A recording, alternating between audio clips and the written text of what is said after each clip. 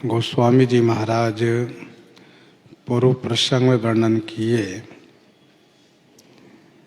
श्री रघुनाथ जी श्री लक्ष्मण जी से भक्ति का उपदेश कर रहे हैं। श्री लक्ष्मण जी 6 प्रश्न किए थे, जिनमें से माया के उत्तर में कुछ विस्तार पूर्वक श्रवण कराए और फिर ज्ञान वैराग्य ईश्वर जीव का भेद संक्षिप्त में कह करके समझा दिए और भक्ति का उत्तर विस्तार पूर्वक श्री रघुनाथ जी दे रहे हैं।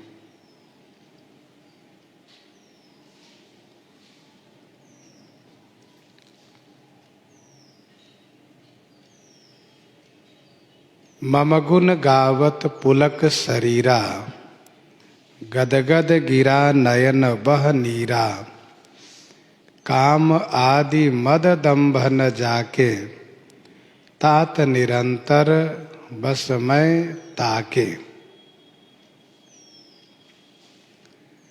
मेरे गुणगान करने में जिनका शरीर रोमांचित रहता है,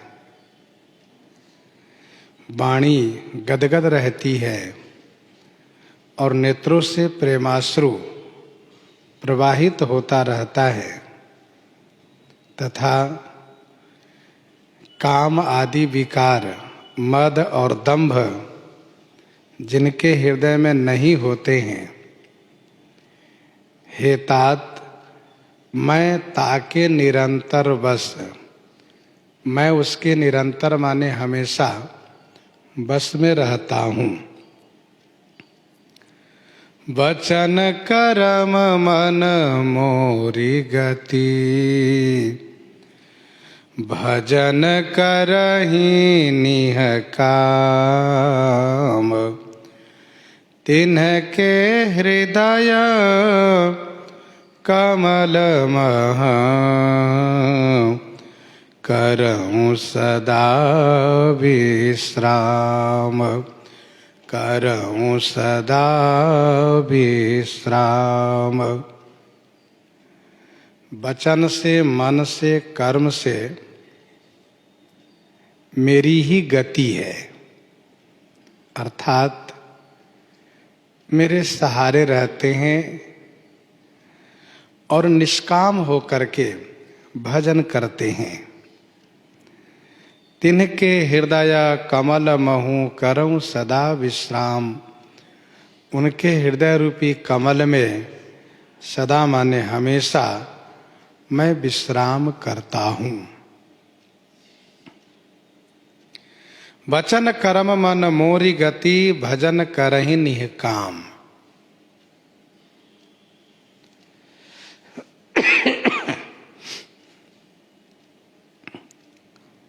मन से, वचन से, कर्म से मेरी गति हो, जिसके जिन्हें मेरी ही गति हो, मेरा ही सहारा हो, अर्थात मन से भी कभी किसी और की आशा नहीं करते, सहारा नहीं लेते, वचन से भूल कर भी नहीं कहते, कर्म से हमेशा यही भाव रखते हैं कि हम श्री राम जी के सहारे हैं। निष्काम होकर के भजन करते हैं, कोई कामना नहीं, कोई इच्छा नहीं, कोई चाहना नहीं। इस प्रसंग में गोस्वामी जी ने ये कहा कि 3 जगह अति प्रीति होनी चाहिए। प्रथम ही विप्र चरण अति प्रीति, संत चरण पंकज अति प्रेमा, और मम लीला रति अति मन माही। प्रेम तो सब जगह हो, लेकिन इन तीनों जगह में अति प्रेम होना चाहिए। विप्र चरण, संत चरण और श्री रघुनाथ जी की लीला में। तीन जगह दृढ़ता होनी चाहिए। कहाँ कहाँ? तो श्रवणादिक नव भगति दृढ़ाही, श्रवणादिक नव भगति दृढ़ाही, 9 प्रकार की भक्ति में दृढ़ता होनी चाहिए। दूसरा, मन क्रम वचन भजन दृढ़ नेमा, इसमें दृढ़ता होनी चाहिए। भजन में 9 प्रकार की भक्ति में दृढ़ता हो, भजन में दृढ़ता हो, मन क्रम वचन भजन दृढ़ नेमा। और तीसरा है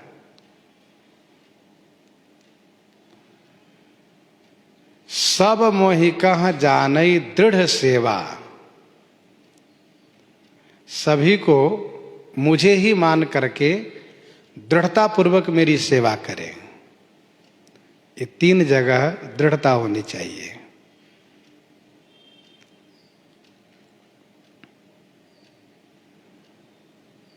श्री रघुनाथ जी अर्थ पंचक का भी ज्ञान कराए। अर्थ पंचक में प्रथम है ईश्वर स्वरूप का बोध कराना, बंध मोक्ष प्रद सर्व पर माया प्रेरक शिव। ये हुए ईश्वर के रूप। दूसरा जीव का स्वरूप, माया ईसन आप कहाँ जान कहिए सोई जीव। तीसरा है उपाय स्वरूप, ज्ञान मान जहाँ एकौ नाही, ज्ञान कहिए तात सो परम विरागी, वैराग्य। और जाते बेगी द्रवौ में भाई सोमम भगति भगत सुखदाई, यह भक्ति। ये सभी उपाय में है। ज्ञान वैराग्य और भक्ति उपाय है। चौथा है विरोधी। विरोधी स्वरूप क्या है? विरोधी है माया का स्वरूप। एक दुष्ट अतिशय दुख रूपा, जावस जीव पराभव कूपा। और पांचवा है फल। स्वस्वरूप, परस्वरूप, विरोधी स्वरूप, उपाय और फल। इन्हीं पांचों के ज्ञान होना, अर्थ पंचक का ज्ञान होना कहा जाता है। तो फल में क्या है? कहा फल है बचन कर्म मन मोरी गति, भजन करहि निह काम, तिनके हृदय कमल महूँ करहूँ सदा विश्राम। ये फल है।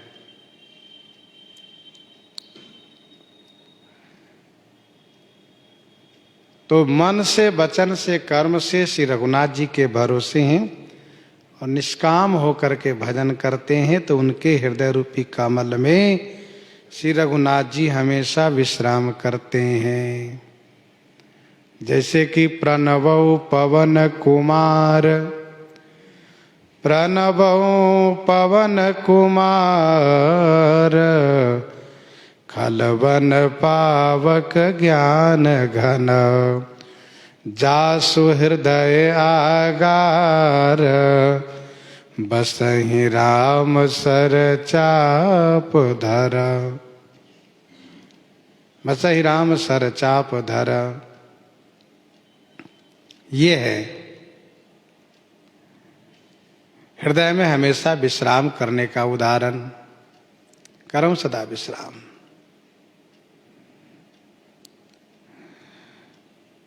वैसे भगवान सबके हृदय में रहते हैं। असप्रभु हृदय अछत अविकारी, लेकिन उस अविकारी के निवास करने से कोई लाभ भक्तों को दिखता नहीं है। कब तक? जब तक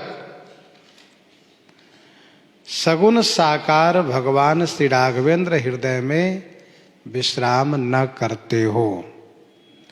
अस प्रभु हृदय अछत विकारी, सकल जीव जग दीन दुखारी। सभी दुखी हैं और दुखी रहेंगे। कहा तब लग हृदय बसत खल नाना। ये जितने हैं दुष्ट लोग सब निवास करेंगे। लोभ मोह मत्सर मद माना। कब तक? कहा जब लग उर न बसत रघुनाथा, धरे चाप सायक कटी भाथा।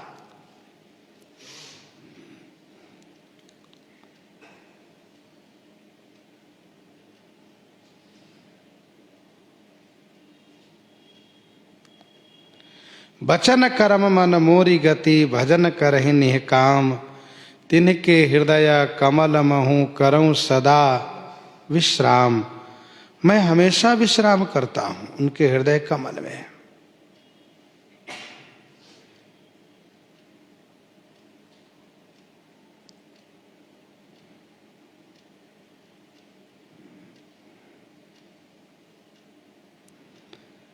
भगति जोग सुनी अति सुख पावा, लक्ष्मण प्रभु चरणनि सिर नावा।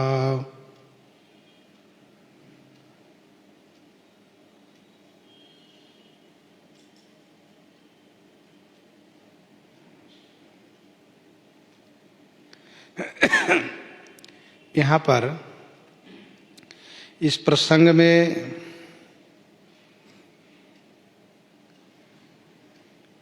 श्री सबरी जी से जो 9 प्रकार के भक्ति का उपदेश श्री राम जी किए हैं उसका भी मिलान यहाँ पर है। जैसे कि वहाँ है प्रथम भगति संतन कर संगा, और यहाँ पर प्रभु ने कहा कि संत चरण पंकज अति प्रेमा। वहाँ है दूसरी रति मम कथा प्रसंगा। यहाँ पर प्रभु ने कहा कि मम लीला रति अति मन माही। वहाँ है गुरुपद पंकज सेवा, तीसरी भगति अमान। यहाँ पर है गुरुपितु मातु बंधुपति देवा, सब मोहि कह जानई दृढ़ सेवा। वहाँ पर प्रभु ने श्री सबरी जी से कहा है चौथी भगति मम गुण गण करई कपट तजी गान। यहाँ पर प्रभु ने कहा कि मबगुन गावत पुलक शरीरा, गदगद गिरा नयन बह नीरा। वहाँ पर है मंत्र जाप मम दृढ़ विश्वासा, मंत्र जाप मम दृढ़ विश्वासा, पंचम भजन सुवेद प्रकाशा। और यहाँ पर है कि मन क्रम वचन भजन दृढ़ नेमा। वहाँ है छठदम शील विरति बहु कर्मा। यहाँ पर है काम आदि मद दंभन जाके। वहाँ पर कहा कि सातम सम मोहिमय जग देखा, सातम सम मोहिमय जग देखा, मोते संत अधिक करी लेखा। तो सातम सम मोहिमय जग देखा यहाँ पर है गुरु पितु मातु बंधु पति देवा, सब मोहि कह जानई दृढ़ सेवा। वहाँ है आठम जथा लाभ संतोषा। यहाँ पर है भजन करहि निह काम। और वहाँ पर है कि नवम सरल सब सन छलही ना, मम भरोस ही हरस न दीना। यहाँ पर प्रभु ने कहा वचन कर्म मन मोरी गति, भजन करहि निह काम। इस प्रकार से दोनों जगह में भक्ति वर्णन का मिलान है। श्री रघुनाथ जी श्री सबरी जी से 1, 2, 3 का करके 9 तक भक्ति गिनाए हैं। यहाँ पर श्री लक्ष्मण जी से भक्ति के संदर्भ में उत्तर देते हुए उन 9 प्रकार की भक्ति का उपदेश किए हैं। यहाँ भी गोस्वामी जी कहते हैं, भगति जोग सुनी अति सुख पावा, लक्ष्मण प्रभु चरणनि सिर नावा। भगति जोग सुनी अति सुख पावा, लक्ष्मण प्रभु चरणनि सिर नावा। भक्ति योग सुनकर के अति सुख पावा माने अतिशय सुख प्राप्त किए। लक्ष्मण प्रभु चरणनि सिर नावा। श्री लक्ष्मण जी प्रभु श्री राघवेंद्र के चरणों में सिर नावा माने प्रणाम किए, वंदन प्रणाम किए। भगति जोग सुनी अति सुख पावा, लक्ष्मण प्रभु चरणनि सिर नावा। भक्ति योग। वैसे लक्ष्मण जी को सभी प्रश्नों के उत्तर सुनकर के सुख प्राप्त हुआ। ज्ञान, वैराग्य, ईश्वर जीव का भेद, माया, इन सभी के उत्तर सुनकर के इनको सुख प्राप्त हुआ। लेकिन भक्ति योग सुनकर के अतिशय सुख प्राप्त हुआ, क्योंकि श्री लक्ष्मण जी महान भागवत हैं, भक्त हैं। प्रभु श्री राम जी के चरण में वंदन प्रणाम किए, कृतज्ञता प्रकट करते हुए। मोपहि होहि न प्रत्योपकारा, बंदौ तव पद बारहि बारा। बंदौ तव पद बारहि बारा।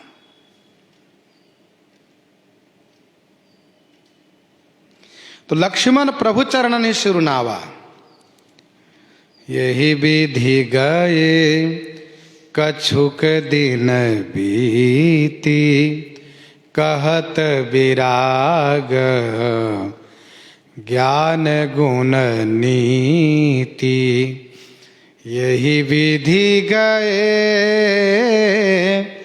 कछुक दिन बीती, कहत विराग ज्ञान गुण नीति। विराग ज्ञान गुण नीति कहत यही विधि कछुक दिन बीती गए। ज्ञान, वैराग्य, गुण और नीति कहते हुए इसी प्रकार से कुछ दिन बीत गए, कुछ समय व्यतीत हुए।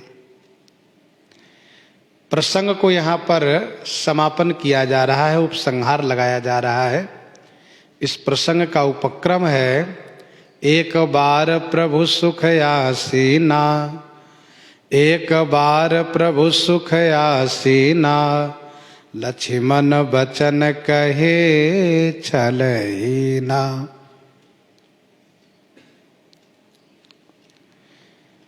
कहत विराग ज्ञान गुण नीति।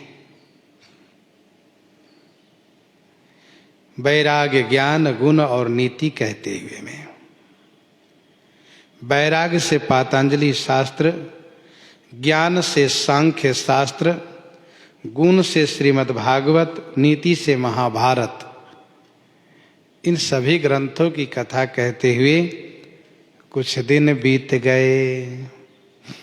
यही विधि गए कछुक दिन बीती, कहत विराग ज्ञान गुण नीति। वैराग्य पातंजलि शास्त्र में वर्णन है, ज्ञान सांख्य शास्त्र में, गुण भागवत जी में, नीति महाभारत में।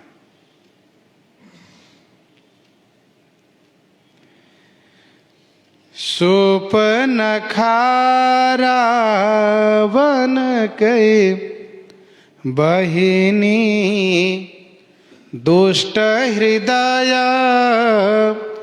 दारुण जसी अहिनी। सूपन खारा वन कई बहिनी। सूपनखा रावण की बहिन है। जसी अहिनी दुष्ट दारुण हृदय। जैसी अहिनी माने नागिनी हो, नागिनी की जैसी दुष्ट और दारुण माने कठिन हृदय वाली हैं। सूपनखा रावण कई बहिनी।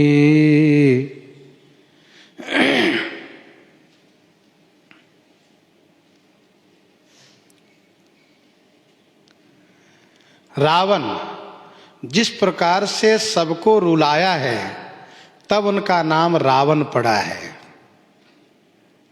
सबको रुलाने से इसका नाम रावण पड़ा है। वैसे ही सूपनखा रावण की बहिन है। इसके कृत्य से, इसके कर्म से संपूर्ण असुर कुल रोवेगा, सबको रुलाएगी।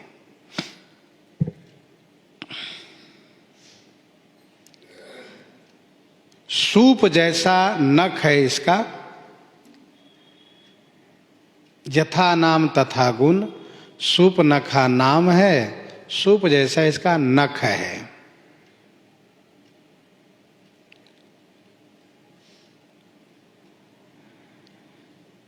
जैसे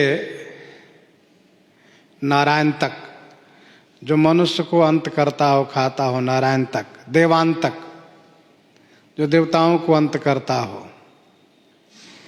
अतिकाय, जो विशाल शरीर वाला हो। तो कुछ ऐसे नाम हैं इन लोगों का, जथा नाम तथा गुण है।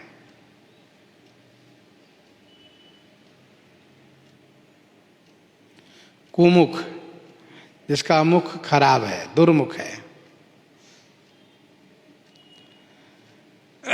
पुलिस शरद, वज्र जैसा जिसका दांत है। वैसे सूपनखा, जिसके नाखून सूप जैसा है।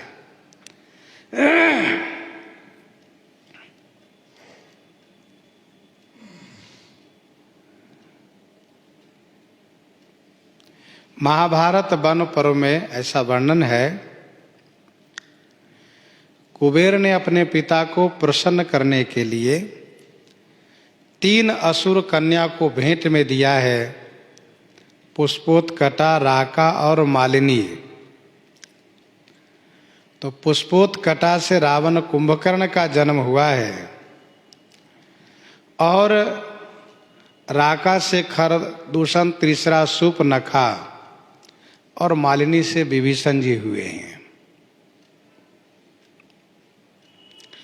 सूपनखा का विवाह कालखंज वंश, यह असुर का वंश है, कालखंज वंश। कालखंज वंशीय मायावी विद्युत जिह्वा से हुआ। सूपनखा का विवाह, वैसे रावण अपने भाइयों का, बहन का, सबका विवाह स्वयं किया है। तो कालखंजीय वंश महामायावी विद्युत जिह्वा से इसका विवाह हुआ।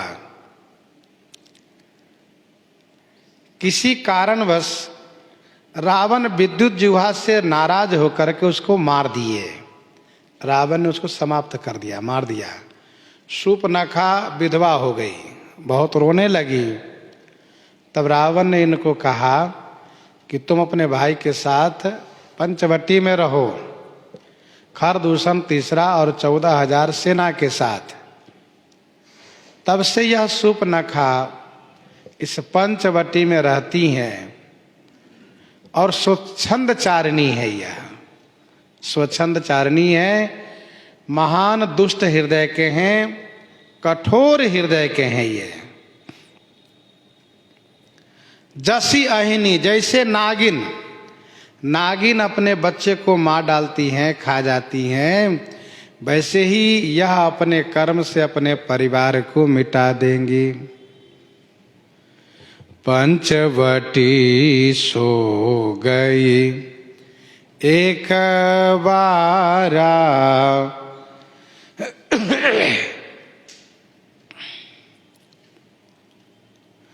पंचवटी सो गई एक बारा, देखी बिकल भई जुगल कुमारा। पंचवटी सो गई एक बारा, सो एक बार पंचवटी में गई। जुगल कुमारा देखी बिकल भई, जुगल दोनों राजकुमार को देख कर के व्याकुल हो गई। पंचवटी सो गई एक बारा, वह एक बार पंचवटी में गई। एक बार का मतलब वैसे यह एक ही बार आई है, श्री राम जी के निवास होने के बाद एक ही बार आई है। भले ही और बार आती जाती रही हो, लेकिन श्री राम जी के आने पर, निवास करने पर एक ही बार आई है और देखते ही व्याकुल हो गई है। और एक बार शब्द एक बड़ी घटना को सूचित करता है, एक बार शब्द बड़ी घटना को सूचित करता है। पंचवटी सो गई एक बारा, देखे बिकल भई जुगल कुमारा।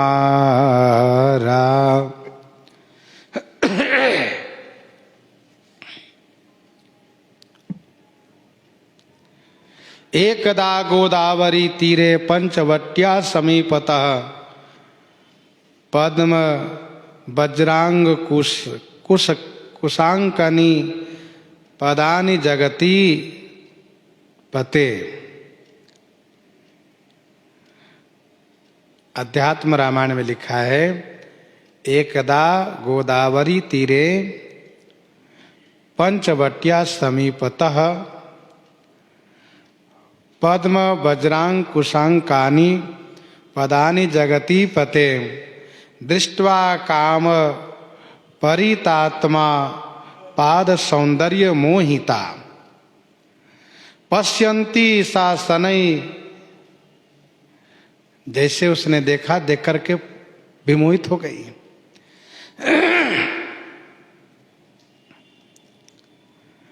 एक बार वह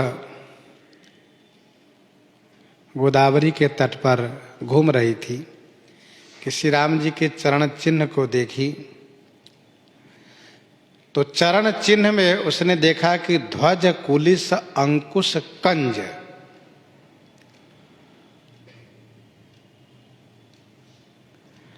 समझ गई कि बहुत बड़े कोई भाग्यवान पुरुष इस वन प्रदेश में आए हुए हैं। वैसे एक संत जी कहते थे कि चरण चिन्ह पर भौरे को मडराते हुए,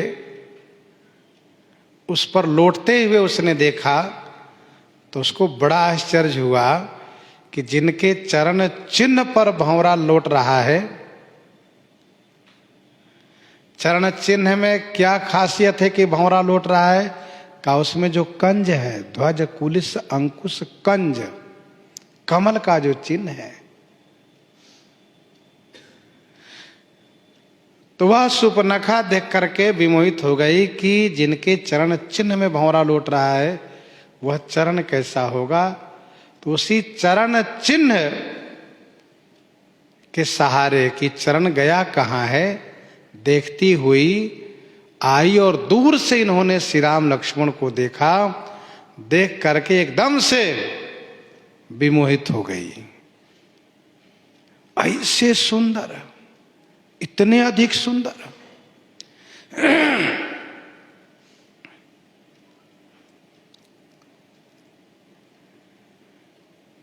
कुछ लोग इस संदर्भ में कल्पित कथा भी सुनाते हैं। क्या? रावण ने विद्युत जुहा को मार दिया और सूर्पनखा का जो छोटा बेटा था, तब वो छोटा था तो उसको इसी पंचवटी में वज्र के पिंजरे में बंद कर दिया। एक दिन लक्ष्मण जी उधर टहल रहे थे कंदमूल फल लेने के लिए, तो उसमें से वह लक्ष्मण जी को उपहास किया, हंसी किया, तो श्री लक्ष्मण जी उन्हें अग्नि बाण से जलाकर भस्म कर दिए। पर यह दंत कथा में से है, कल्पित कथा में से है, प्रमाणित नहीं है। वस्तुतः मानस जी की जो कथा है, इस कथा के आधार पर मानसकार कहते हैं कि देख ही विकल भई जुगल कुमारा, देख करके जुगल कुमार को देख करके विकल हो गई। कुमारा का मतलब राजकुमार। सुनो हनुमंत संग लई तारा, कर विनती समुझाओ कुमारा। राज परिवार में कुमार शब्द से संबोधित किया जाता है। वैसे एकदम से विमोहित हो जाना यह इसके हृदय की दुष्टता है, अथवा यूं कहिए कि विनाश काले विपरीत बुद्धि। विनाश काले विपरीत बुद्धि ही, असुरों के विनाश का समय आ गया है, इसीलिए सूर्पनखा इस प्रकार से श्री राम लक्ष्मण को देख करके विमोहित हो गई है। और ऐसा भी नहीं कि एक को देख करके विमोहित हुई हो, ये दोनों को देख करके विमोहित हुई है। इन्होंने सोचा दोनों में से कोई ना कोई हमसे तो ब्याहेंगे ही, किसी न किसी को मुझे पति बनाना ही है। देख विकल भई जुगल कुमारा।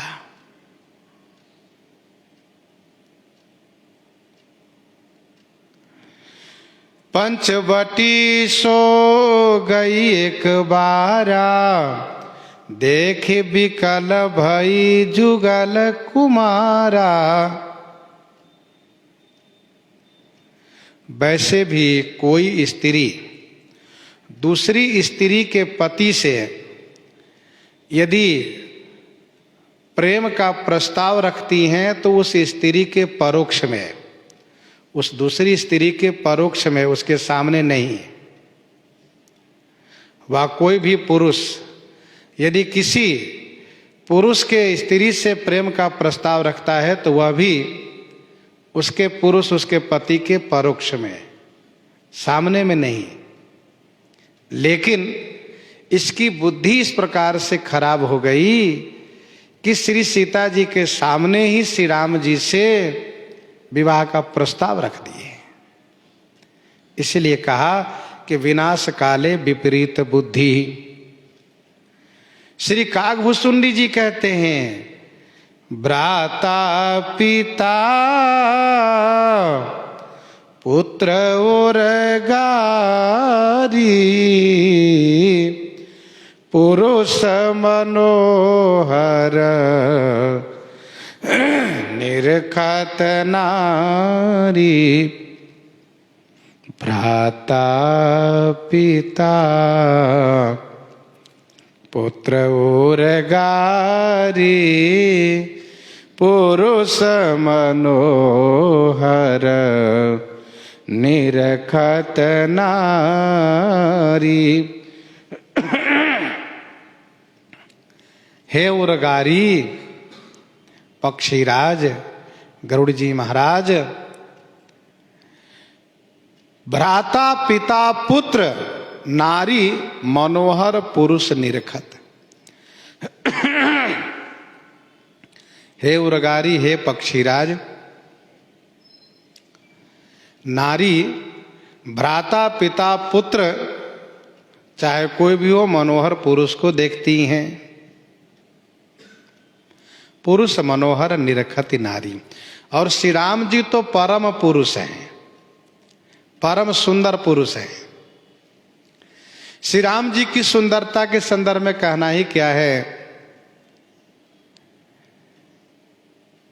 श्रीमद् वाल्मीकि रामायण में वर्णन है कि इनकी सुंदरता पर तो दंडकारण्य के ऋषि मुनि भी मोहित हो गए और सोचने लगे, काश यदि हमें भगवान स्त्री बनाए होते तो हम इन्हीं को वर्ण करते, ऐसा सोचने लगे। तो श्री राम जी की सुंदरता ही अभूतपूर्व है। सुपनखा विमोहित हो गई, तो इसमें आश्चर्य क्या है? ऋषि लोग विमोहित हो गए इनके सौंदर्य पर, श्रृंगार भाव से।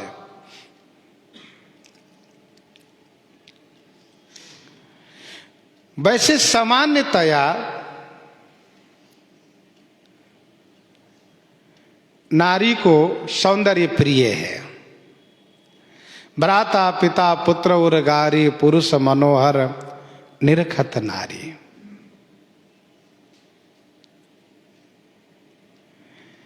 जहां कोई नीति की बात आती है वहां पर श्री कागभूषुंडी जी उस प्रसंग को प्रस्तुत करते हैं, कहते हैं क्योंकि इन्हें इनके गुरुजी ने बहुत नीति की शिक्षा दी है। एक बार गुरुलीन बुलाई, मोहि नीति बहुभांति सिखाई।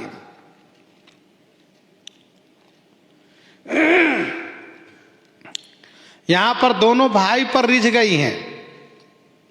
दोनों भाई को देख करके काम वासना से विकल हो गई है। इसीलिए श्री कागभूषुंडी जी ने कहा, भ्राता पिता पुत्र उर्गारी। जैसे किष्किंधा कांड में कहा, अनुज बधू भगनी सुत नारी, सुनु सठ कन्या समय चारी। क्योंकि वहां के प्रस्तुत प्रसंग में अनुज बधू को बाली ने रखा है, यहाँ पर भ्राता नाम पहले दिया क्योंकि भ्राता दोनों भाई पर रिझी हैं, अथवा यूं कहिए कि भ्रातावत जो श्री राम लक्ष्मण है उन पर रिझ गई हैं।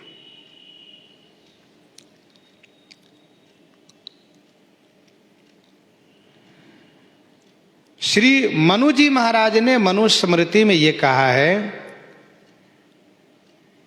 कि मात्रा स्वस्त्रा दुहित्रा वान विविक्तासनो भवेत। मात्रा स्वस्त्रा दुहित्रा वान विविक्तासने भवेत। अर्थात माँ हो, बहन हो, बेटी हो, एकांत में उनके साथ नहीं रहना चाहिए। उन्होंने विकार की प्रबलता को ध्यान में रखते हुए ऐसा कहा है। पर ध्यान रखिएगा कि जहां जिसका हृदय अतिशय दूषित है उसके लिए यह बात बिल्कुल सही है।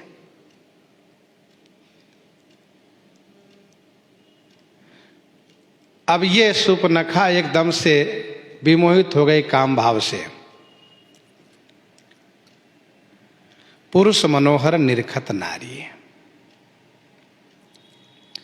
होई बिकल सक मन ही न रोकी, जिमि रवि मणि द्रव रवि बिलोकी।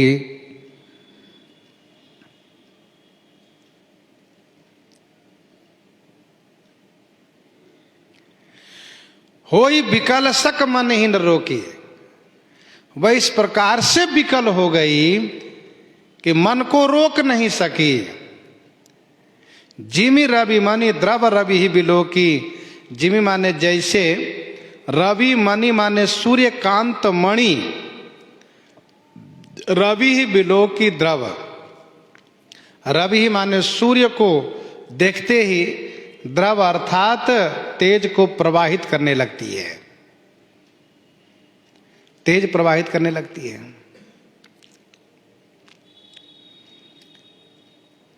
सूर्यकांत मणि सूर्य के सन्मुख होते ही वह तेज को प्रवाहित करने लगती है। द्रव माने तेज को प्रवाहित करना।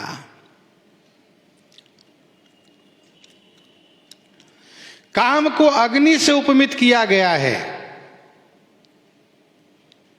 यहां पर यह कहा जा रहा है कि सूर्यकांत मणि सूर्य के सन्मुख होने से तेज को प्रवाहित करती है, अर्थात अग्नि को प्रवाहित करती हैं। और उस अग्नि से होता क्या है? अग्नि से जलाया जाता है। वैसे ही शूर्पणखा के इस कृत्य से पूरे वंश को जलना होगा, सारा वंश जलेगा। होई विकल सक मन ही न रोकिए। दोहावली 375 में गोस्वामी जी ने लिखा, प्रभु समीप भय नीच नर, होत विकट विकराल, रवि रुख उगलत ज्वाला जाल। तो सूर्यकांत मणि को सूर्य के सन्मुख करते ही तेज प्रवाहित करती है वह मणि, अर्थात अग्नि निकलने लगती है। सूर्यकांत मणि है।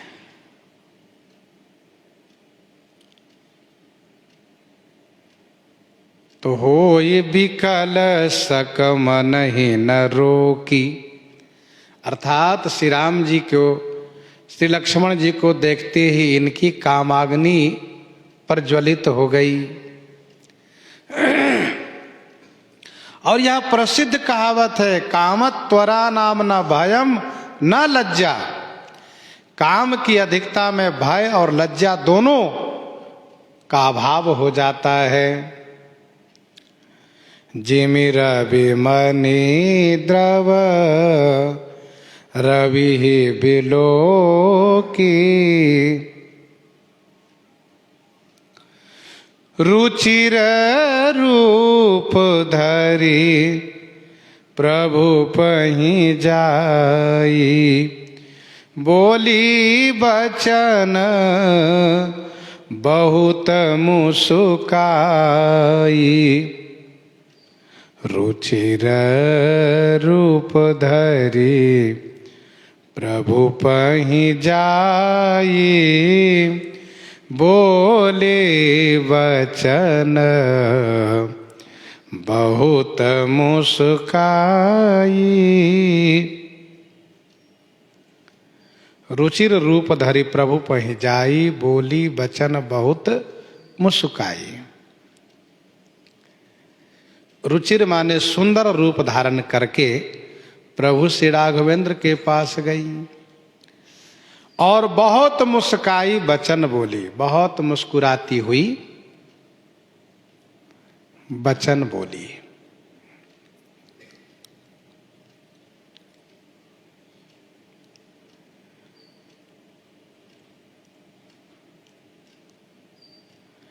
रुचिर रूप धारी प्रभु पहि जाए, बहुत सुंदर रूप धारण करके प्रभु के पास गई। यह निशिचरी है, रावण की बहिनी है। निशिचरी से मानुषी हो गई, वृद्धा है, वृद्धा से युवती बन गई। निशिचरी से मानुषी, वृद्धा से युवती, और विधवा है ये, विधवा से कुमारी बन गई। प्रभु श्री राम जी के पास गई, प्रभु समर्थ हैं, उनके पास गई।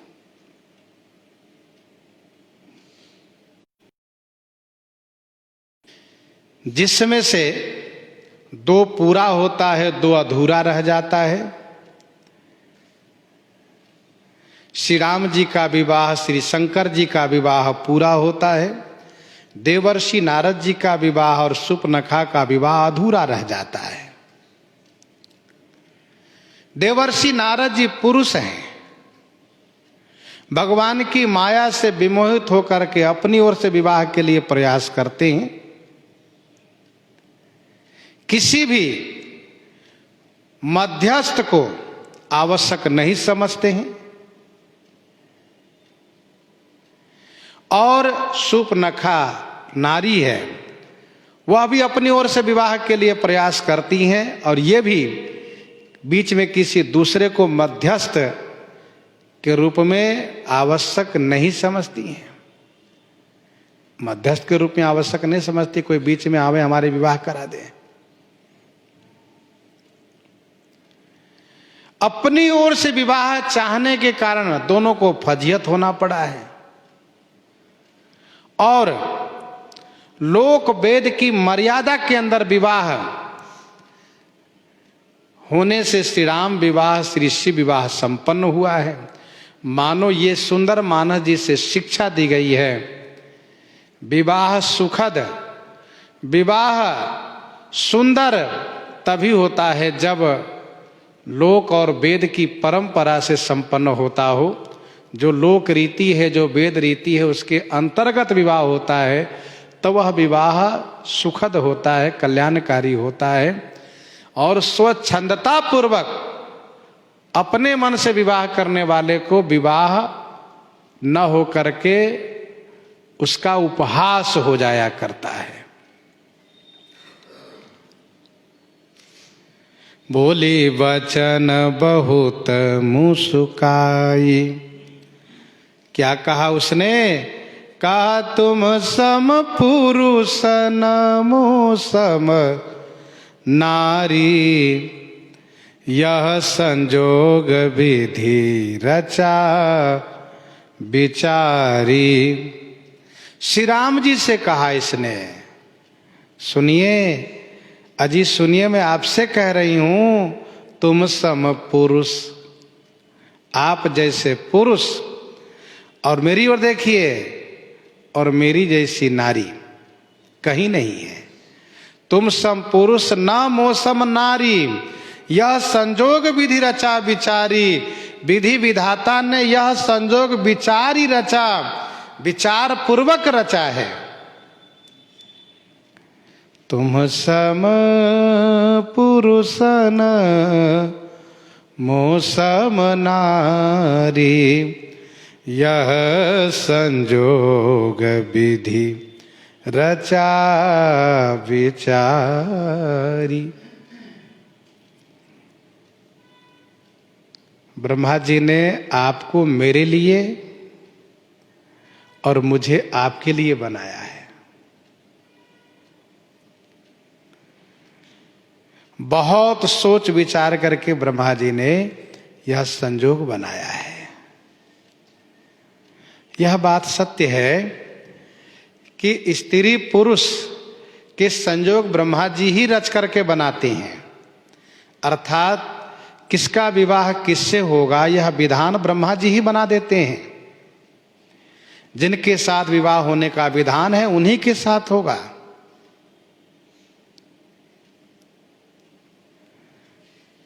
भले ही सभी कन्या के पिता व पुत्र के पिता अपनी ओर से सुंदर जोड़ी मिलाने के लिए भरपूर प्रयास करते हैं, लेकिन वह जोड़ी ब्रह्मा जी द्वारा पूर्व से ही निर्धारित है किनका विवाह किन से होगा। सो जही विरंचि रचिसिय संवारी, ते श्यामल बर रचो विचारी। जो विधि बस बनई संजोगु, तव कृत कृत्य होई सब लोगु। यह संजोग विधि रचा विचारी, ममयन रूप पुरुष जग माही।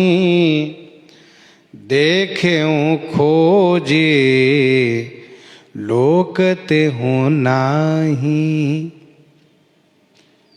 सुनिए, ब्रह्मा जी ने हम दोनों का विधान बनाया था और इसीलिए मुझे मेरे अनुरूप कोई पति मिले नहीं अभी तक। मम अनुरूप पुरुष जगमाही, जगमाही मम अनुरूप पुरुष। खोज देखूं, खोज करके मैंने देखा तीनों लोक में नहीं है।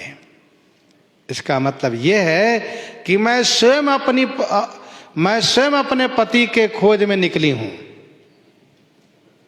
जबकि लोक रीति से यह उचित है नहीं। लोक रीति में सामान्य से सामान्य परिवार के बेटी के संदर्भ में उनके परिवार के लोग ही उनके योग्य वर का खोज करते हैं। कोई कन्या, कोई स्त्री अपने लिए पति के खोज में नहीं निकलती है, पति को नहीं ढूंढती है। इन्होंने कहा कि मैंने स्वयं तीनों लोक में खोज करके देख लिया, मेरे अनुरूप कोई पुरुष है ही नहीं। मम अनुरूप पुरुष जग माही, देखूं खोज लोक तिहूं नाही। और इसके कहने का मतलब यह है कि भले ही यह मानुषी बनी है, लेकिन इसका कपट इसके शब्दों से ही प्रकट हो रहा है। क्योंकि कपट करने वाला व्यक्ति कितना भी छुपाव करें, उसका कपट उनके शब्दों में ही झलकने लगता है। गोस्वामी जी ने लिखा दोहावली 410 में, कपट सार सूची सहस बांधि बचन परवास, कपट सार सूची सहस बांधि बचन परवास, कियो दुराव चह चातुरी सो सठ तुलसी दास।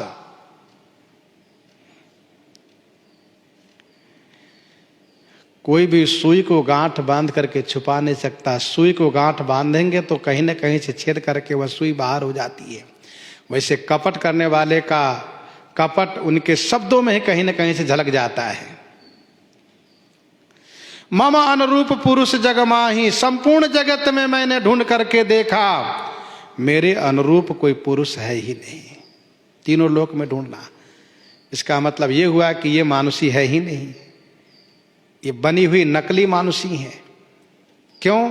क्योंकि मनुष्य तीनों लोक में जा नहीं सकते।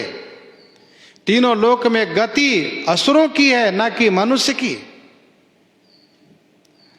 जो कुलवंती होती हैं, अच्छे कुल की स्त्री होती हैं, कन्या होती है, वह इस प्रकार से अपने वर को नहीं ढूंढती हैं। पहली बात तो ये। दूसरी बात, कोई भी मनुष्य लोक के नारी तीनों लोक में स्वच्छंद रूप में नहीं जा सकती। मिथिला की नारियां कहती हैं कि सुर नर असुर नाग मुनि माही, शोभा असी कहूं सुनियति नाही। वह पर्दे में रहने वाली हैं और वे कहती हैं कि मैंने कहीं सुना ही नहीं है। सुर नर असुर नाग मुनि माही, शोभा असी कहूं सुनियति नाही, कहीं नहीं सुना है। हाँ, खरदूषण सब जगह गया है। वह कहता है नाग असुर सुर नर मुनि जेते, देखे जिते हते हम केते, हम भरी जन्म सुनऊ सब भाई, देखी नहीं ऐसी सुंदर ताई। मैंने ऐसी सुंदरता कहीं देखी ही नहीं। ममयन रूप पुरुष जग माही, यह उल्टा है, दुष्टा है, राक्षसनी है। कहती हैं कि मैं तीनों लोक में ढूंढ करके देख ली, मेरे अनुरूप कोई पुरुष मिले ही नहीं। स्वच्छंद चारणी है। ताते अब लगी रहूं कुमारी, ताते अब लगी रहूं कुमारी, मन माना कछु तुम्हि निहारी। ताते माने इसी से, अब लगी माने अब तक मैं कुमारी रह गई हूं। ताते माने इसी से मैं अब तक कुमारी रह गई हूं। तुम्हि निहारी कछु मन माना, तुम्हें देखने के बाद मेरा मन कुछ मान गया कि हाँ ठीक है। ऐसा मत सोचना कि तुम भी मेरे मन को पूर्ण रूप से जच गए हो, ऐसा नहीं है। कुछ जच गए हो, कुछ भाग गए हो। झूठ बोलती है,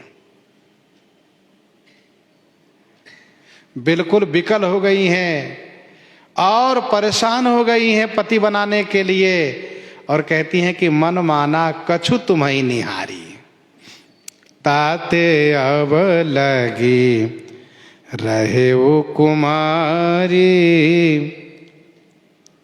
मन माना कछु तुम ही निहारी। अच्छा, इसने भी बहुत चालाकी की है, बहुत होशियारी की है। कहिए कैसे? बड़ी उम्र के नहीं बनी जिससे कि मुझे स्वीकार न करें, छोटी उम्र के भी नहीं बनी जिसे कहकर कहीं टाल न दे कि तुम अभी बहुत छोटी हो। इसीलिए उस रूप को बनाई है जो विवाह के योग्य एक रूप होना चाहिए। ताते माने इसी से मैं अब तक कुमारी रही। क्यों कुमारी रह गई? क्योंकि मेरे अनुरूप कोई पुरुष मिले नहीं। क्यों नहीं मिले?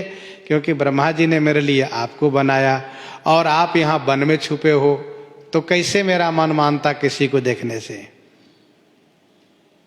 तुमने कहीं विवाह किया ही नहीं, कहा नहीं अब तक मैं कुमारी हूं। तो क्या श्री राम जी इनको खूब अच्छे लग रहे हैं? तो कहती है नहीं नहीं, मेरा मन कुछ मान गया है, मनु माना कछु तुम ही निहारी। इस प्रकार से झूठ बोल रही हैं श्री राम जी। श्री राम जी तो समझ रहे हैं क्या बात है। तो श्री राम जी किशोरी जी की ओर देखते हैं, श्री सीता जी की ओर देखते हैं और सुपनखा के उन प्रस्ताव के प्रत्युत्तर स्वरूप जवाब देते हैं। सो प्रसंग आगे हम लोग श्रवण करेंगे। यहीं पर हृदयांगम करते हुए आइए श्रवण करते हैं विनय पत्रिका से।